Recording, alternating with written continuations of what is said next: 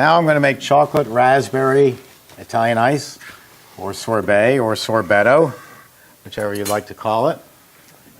And really pretty simple, and you'll be surprised how refreshing it is. I'm going to use raspberries, a little vanilla extract. I'm using Forbes chocolate, 100-year-old company called Benjamin P. Forbes. And chocolate is extremely subjective. The folks here in the front who have a chocolate business can tell you that. My wife Paula likes nothing less than 70, 80, 90% cocoa, which to me tastes like chalk. My personal taste is M&Ms and Hershey bars. You know, I think that's the be-all and end-all. Very sophisticated. Exactly. You got that right. You got that right. So I guess the Forbes is a happy marriage between the two. It's a wonderful chocolate that I like, and it's designed for ice cream, but I use it for chocolate Italian ice. I've even made it as simple, and I was planning to today until I found that I had the Forbes. I was going to use Hershey syrup, which also does a fine job. Because no Bosco? If they made Bosco, I'd probably use it. And I'd give you a little Geritol. So we've got the 3/4 of a pound of the Forbes, and I've got my water, 4 quarts of water, yep. I'm going to pour that in there. Normally you would just dump the water in and dump the chocolate in. This would be your last flavor of the day, but Jeff's going to do one after me. And the cocoa powder just makes such a mess of a machine. I actually need the whisk. The whisk, right down there. Okay. It makes such a mess. It gets hung up in the cover and all, that it's easier to try to dissolve it.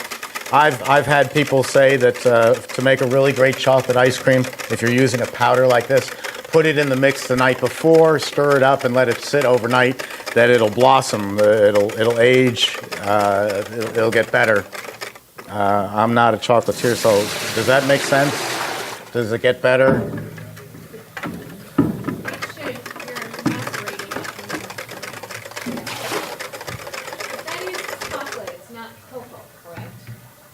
This is. It tastes like cocoa when I tasted it. That's just cocoa, not chocolate. It says ice cream powder. It's not sweet. It's got sugar in it.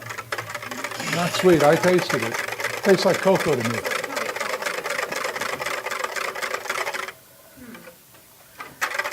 But if you want a great chocolate powder, it's in the book.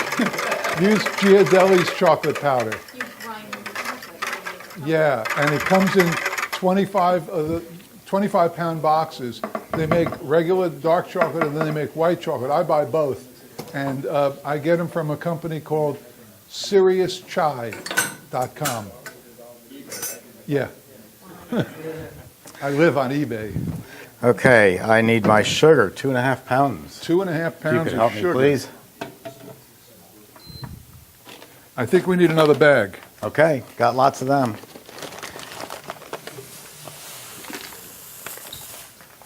While Jeff's pouring this sugar in, I just want to show you something. Here is the local supermarket here down in Florida. It's called Publix. And so this is the Publix brand. It's dirt cheap. And over here is this nice container, very fancy, of Domino, considerably more expensive than the dirt cheap. And guess what? They came out of the same processing plant. They're the exact same stuff. Sugar is sugar. Now, I have to disagree with him there. That's going to be on his tombstone. I have to disagree. Mine's going to say something intelligent. His going to say I have to disagree. I used to agree with him until they were out of the store brand at Restaurant Depot, the generic, and I bought Domino's. And Domino's, it doesn't clump. It's a little finer, and the price is insignificant compared to the other. It's pennies. So that's more. just a point of being lazy, No. because it doesn't clump. No, it keeps better. It's still granular sugar. I store my sugar in containers, bins about this big, Cane. cane sugar. But I like the Domino's. I think it's better sugar than the other. And It's a horse race. the price is insignificant. It's pennies difference. And I spare no expense when I make ice cream for this guy.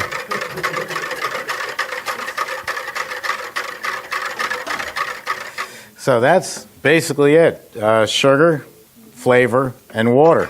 I'm going to add a little bit of vanilla.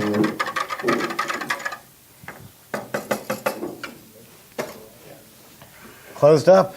Could you avoid your sugar into the mixer when you make coconut ice? No. Sure. No. What? Into the mix or into the machine? Into the mix, he said. Into the mix, yes. Not into the machine. Because it acts like sandpaper and will prematurely wear your blades. Absolutely. All right, so I found that if you lift up a little bit above the lip, Why are you making it in this machine? because this is the one I'm running. I have to make ice cream after this. Well, I can You rinse it said I out. would have this machine. You see what I had to suffer through?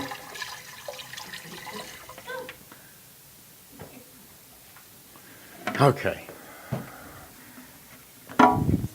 If you weren't so damn popular, you'd still be here.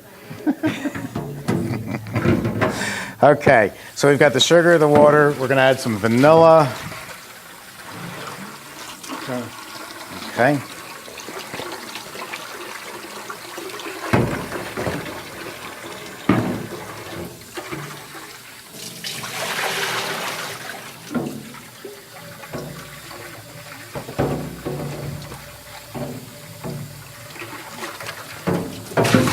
Keep talking. And away we go. That's it. Put it for Italian ice. Hit start. Turn on the refrigeration. Set a watch. And now we'll add the raspberries.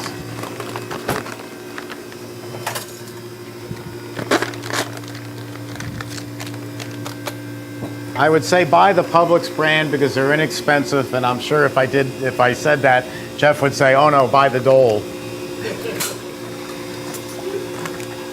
Now, this is sorbet.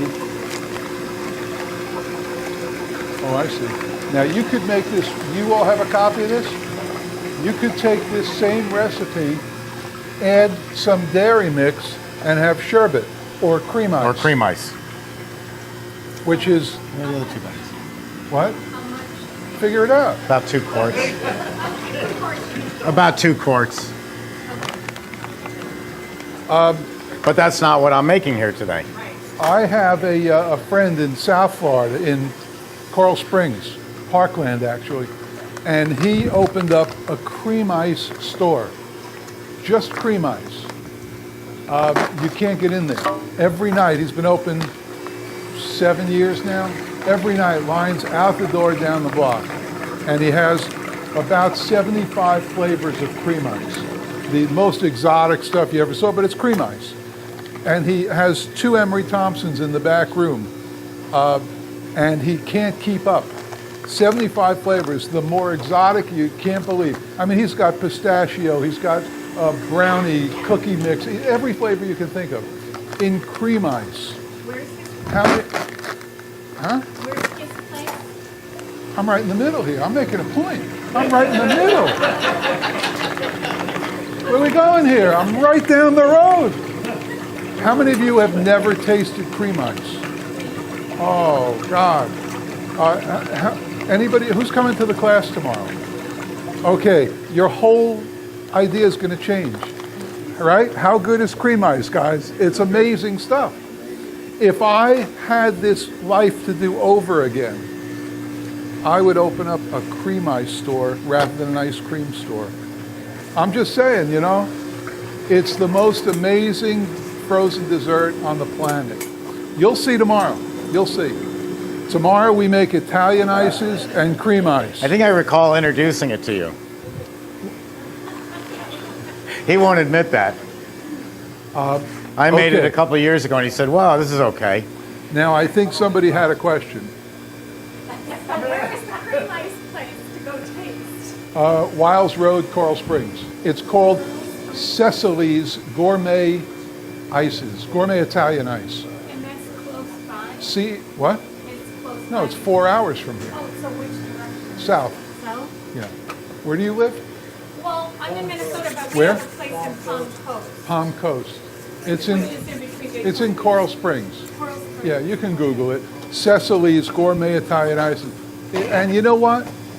In no deference to Evan owns the place. It's not the cleanest place. It's not the most attractive place. It's just sterile white. He has dipping cases with cracks in the glass on top. It's just not, but the product is ridiculously amazing. You guys should go there because you live not far. Cecily's, Ceciles, Cecily's Gourmet Italian Ices. The most amazing, I mean, he's a genius. When I got into this business, I asked Evan if I could buy his recipes. And he was my next door neighbor, right across the street. And he thought and he said, okay, 5,000, but I'm not giving you my top ones. I said, hey, what are you doing here? So I never did connect with him on the recipe deal. And then I opened my place, and because I went to Steve's class, I opened an ice cream store. But cream ice is really where my heart is. You'll see tomorrow. You won't believe it. You'll say, where? How come I haven't ever had this? If you want to get a good idea of excellent cream ice flavors, go to Ralph's Ices or ralphsitalianices.com. They're in Staten Island. Larry DiStefano, his family really has been doing it for about 70 years, and they took it to the nth degree. And I think I may have mentioned this morning, Ralph's also makes ice cream ices. That was the next progression too, to do the Oreo cookie Italian ice, to do the peanut butter and jelly Italian ice. They're wonderful products. I put thousands of people into business doing Italian ices, and they're all extremely successful. Something Jeff said this morning I was thinking about, and I think I agree with it, with a little bit of change. You can start off as an ices business and go into ice cream, but you can't really start as an ice cream business and go into ices. Correct. It does, because it is just like Jeff found. It can It's compete. watery compared. It can fight with your ice cream, but you can go the other way, and that's what I often do, because the ice cream involves more effort and more equipment, and you need a great location. A great location doesn't necessarily have to be expensive. It just has to be a good traffic and good income. I always tell people my ideal location is one where if you had a 16-year-old daughter, would you send her out alone at 8:30 at night to come to your store? If it's that safe a neighborhood, then I'd say, yeah, it's great. Because you'll always do ice cream sales during the day, but your biggest sales are going to be 6 o'clock till 10 o'clock at night. People want to get out, they want entertainment, they want something to do. What a great hours just for a store. That's right. And cardamas are coming in. Glad I thought of it. So I think you'll find this very refreshing. Any questions so far? No? Okay. By the way, cream ice is also sherbet. Sherbet. Remember sherbet? That's cream ice. Yeah, but cream ice is better because sherbet was always made out of that Too number much 10. mix also. It was made out of that number 10 tin. And still today, if you go to an old-fashioned ice cream parlor, I mean one that's been around since the 1950s, and they're selling sherbet, see if it isn't sticky and gummy and not something that you love, because I thought there was always too much mix in sherbet. it's usually cheap stuff. Hide the name. Cheap stuff like this. If you use fresh fruit, it's going to be fresh.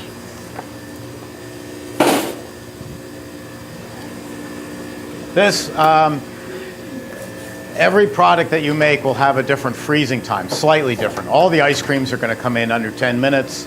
Gelato will be at 10 minutes because the slower you turn it, the longer it takes to freeze. So usually ice cream 8 minutes, gelato 10 minutes. But when you get into the cream ices, the Italian ices, the sorbets, frozen lemonade, they are mostly sugar and a high concentration of sugar. And sugar takes longer to freeze than dairy does. So something like this could take 16 to 18 minutes to freeze. So what you've seen Jeff and I do today, and I hope you took notice, is we didn't, while in between batches, we didn't get on the phone and talk to a friend. We didn't, just waste time. We were always over here, either one or the other, getting the next flavor ready. I have a friend up in Chelmsford, Mass, and he has a sign over his ice cream parlor over the entrance that says, we love our customers, we think you're great, I'm making ice cream go away. And it's a little cynical, but the truth is what he's saying is when you say, I'm going to make ice cream now for the next 3 hours, that's what you do. That's what your job is. I see people run into problems with flavors and machinery because they think they can make ice cream at 2 in the afternoon while being the only person in the store and serving the front counter. I guarantee you they're going to mess up the product. They're going to leave something out, which I'm notorious for, or they're going to just over-freeze the product because they weren't paying attention. So it's a job. It's a business. You set aside this amount of time, and that's what you do with it. And you'll have a great and consistent product. I'll take you on a tour of the factory when we finish up. Jeff's going to make one more product after me. One of the things that you're going to see is the way we build these machines. We have an average lifespan of 45 years, or as Jeff says, or more. Every other machine on the market is between 8 and 11. That means your investment, no matter how much it is going to be throwaway. It's going to be in the junk heap in no more than 11 years. And the reason's very simple. The Freon travels, it's a gas, and it travels through the Freon lines. That's around the cylinder, down to the compressor. Everyone uses aluminum because aluminum is very inexpensive. I even had a BMW once, and they spray painted the air conditioning aluminum lines copper colored to make it look more expensive. The color didn't look right, so I scratched it, and sure enough, it was aluminum. Because they know I'm not going to keep the car 40 years. So aluminum wears out in 8 to 11 years. It just completely rots out, and your machine is finished. We only use copper. That's all we've ever used, pure copper. It's the same as gold. Gold will be here, if you have a bar of gold, it'll be around 1,000 years from now. If you had a piece of copper, it'll be around 1,000 years from now. It's inert, it doesn't wear out. It costs 9 times more than aluminum, but we're not interested in having you have to come back in 4 years or 7 years and buy another machine. We build it for life. Before I came up with this size machine, we would sell a machine to a customer and we'd say, see you in 40 or 50 years. And it's really the way it worked, unless they expanded into more stores. Now, the approach is we get people into the business at a very affordable price because, quite frankly, 10 years ago, 5 years ago, banks were, if you want $100,000, they'd hand you a check tomorrow. Now you go into a bank and they won't give you $200. They're just not loaning money. So you have to start the business at a lower level, let it make money, and as it makes money, then you can afford to expand. This is ready. In fact, it's a little over ready. Here we go. That's beautiful. What flavor is this? Chocolate raspberry. Great combination. I need that. What happened? I pissed. You want to finish off for me? No, I gotta throw it out. Throw it out. I had my hands on it.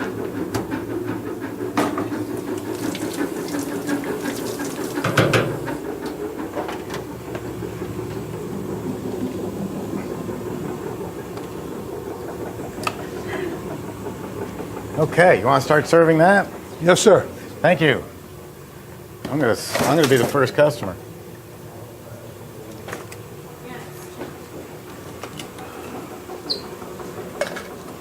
Boy, this looks really good. Does that affect the texture or the extrusion? The extrusion. Okay. You know what? I don't like it. What? I don't like it. I bet it's that cocoa. I don't like Let me it. try it. What don't you like about it? It's chalky. It's tart. It's tart too. Why is it tart? The raspberries? Yeah. Too many raspberries? Well, come up and try my failure. I think what you don't like is that chocolate you used. Yeah. Oh, let me see that face again. Can we get that on camera? That was great. It's a good thing I'm winding up with a flavor. No, it's good. Oh, hi, Sadie. Come over here and save the day. Come here, sweetie. No, that's not good. So you can make a think it's mistake, bad, and the but important it's- thing is throw it out and readjust it. I think I'll go back to the Hershey syrup. Yeah, the powder for ice cream is too chalky.